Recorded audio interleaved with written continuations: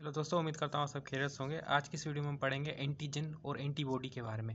बहुत ही सिंपल करके मैं आपको समझाने वाला हूँ कि एंटीजन और एंटीबॉडी में क्या डिफरेंस होता है और इसके एग्जांपल्स क्या क्या होते हैं। सबसे पहले देखते हैं हम एंटीजन। एंटीजन होता है क्या, इसकी डेफिनेशन पढ़ते हैं।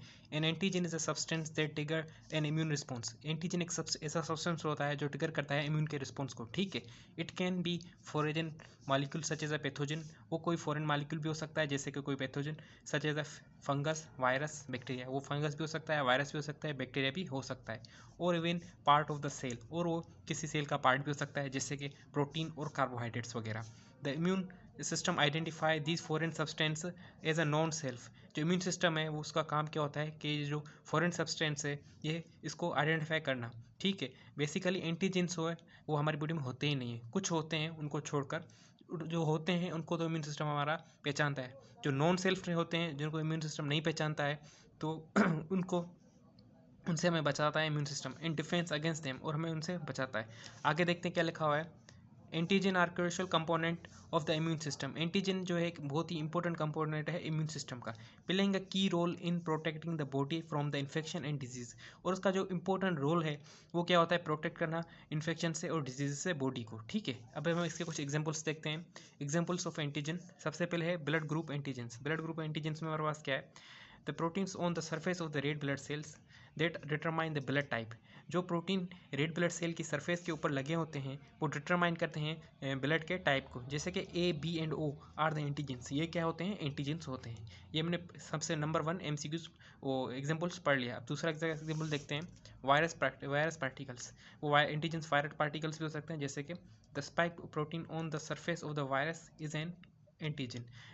प्रोटीन जो वायरस होता है उसके स्ट्रक्चर के ऊपर स्पाइक्स कांटेनुमा स्ट्रक्चर बने होते हैं, वो भी एक किस्म के एंटीजन होते हैं। ठीक है, अब लास्ट जो MCQ इसका एग्जांपल है वो देखते हैं, वो क्या है, bacterial proteins. Protein on the surface of the bacteria, वो प्रोटीन जो बैक्टीरिया की सरफेस पे होते हैं जैसे कि इकोलाई एक कैन एक्ट एज एंटीजेंस। जो इकोलाई होते हैं वो भी एक एंटीजन के तौर पे एक्ट कर सकते हैं। आगे देखते हैं क्या है, नंबर 4 पे है pollen. Pollen from the plants can act as an antigen. Pollen जो प्लांट से हमें मिलते हैं वो भी एक्ट कर सकते हैं एंटीजन को, एंटीजन की तरह। That can cause like allergic reaction, और वो एलर्जिक रिएक्शन भी काज कर सकते हैं। तो मैंने आपको ये एंटीजन के बारे में बताया, उसकी डेफिनेशन के बारे में बताया, और उसके 4 एग्जाम्पल्स भी मैंने आपको बता दिए। उम्मीद करता हूँ आपको ये मेरी लेक्चर यहाँ तक समझ में आ गया होगा। अब हम बढ़ देखते हैं एंटीबॉडीज़ को। एंटीबॉडीज़ क्या होते हैं, the term antibody also called immunoglobins. हम एंटीबॉडी को इम्यूनोग्लोबिन्स भी बोलते हैं। Is a protein produce by the immune system. ये एक प्रोटीन होते हैं जो प्रोड्यूस किए जाते हैं इम्यून सिस्टम के जरिए। ठीक है, स्पेसिफाई या specially by B cell in response to antigen. और ये प्रोड्यूस किए जाते हैं स्पेशली किसके रिस्पॉन्स के ऊपर, बी सेल्स के रिस्पॉन्स के ऊपर, क्योंकि वो एंटीजन के लिए। ठीक है, बी सेल स्पेशली जो है प्रोड्यूस किए जाते हैं किसके रिस्पॉन्स के लिए, एंटीजन के रिस्पॉन्स के लिए। ठीक है, आगे देखते हैं क्या है, the role of the antibodies to recognise and neutralise the foreign invaders. जो एंटीबॉडी है उसका जो बेसिकली काम होता है वो क्या होता है, एक रिकॉग्नाइज करना और न्यूट्रलाइज करना फॉरेन सब इन्वेडर्स को, जैसे कि वायरसेस, बैक्टीरिया एंड टॉक्सिन्स। वो कोई वायरस भी हो सकता है, बैक्टीरिया भी हो सकता है, और कोई टॉक्सिन भी हो सकता है। Antibody are specific to the antigen. Antibody वो स्पेसिफिक होती है एंटीजन के लिए। They are design to fight, और ये डिज़ाइन इस तरीके से की गई है कि ये फाइट कर सके। ठीक है, अब इसके कुछ एग्जाम्पल्स देखते हैं। Examples of the antibody. Antibody के कुछ एग्जाम्पल्स देखते हैं हम कौन कौन से। सबसे नंबर 1 पे है हमारे पास IgG, उसको बोलते हैं इम्यूनोग्लोबिन जी। ठीक है, the most common antibody found in blood. ये मोस्ट कॉमन एंटीबॉडी है जो ब्लड के अंदर मिलती है हमें। एंड एक्स्ट्रा सेलुलर फ्लूइड, और एक्स्ट्रा सेलुलर फ्लूइड के अंदर। Crucial for fighting bacteria and virus infection. ये इंपॉर्टेंट है किसके लिए, फाइटिंग करने में, किसके लिए, बैक्टीरिया और वायरल इन्फेक्शन के लिए। आगे देखते हैं नंबर 2 पे क्या है, IgM, immunoglobin M, the first antibody produce during infection.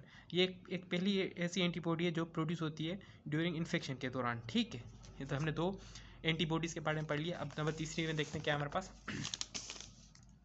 Number 3 पे है IgA, immunoglobin A, found in area such as respiratory and digestive system. ये उन एरिया पे मौजूद होती है जो IgA एंटीबॉडी है, जैसे कि रिस्पिरेटरी सिस्टम वगैरह और डाइजेस्टिव सिस्टम वगैरह। Help to protect this area from the infection, वो हमें हेल्प करती है, उन एरियाज़ को बचाती है इन्फेक्शन से। इस कॉल्ड IgA, उसको हम बोलते हैं IgA। तो दोस्तों उम्मीद करता हूँ आपको ये मेरी वीडियो पसंद आएगी। हमने इस वीडियो में एंटीबॉडी और एंटीजेंस को डिटेल में पढ़ा है और उसके एग्जाम्पल के साथ पढ़ा है। आप सबका शुक्रिया, आप मेरी वीडियो देखते हैं।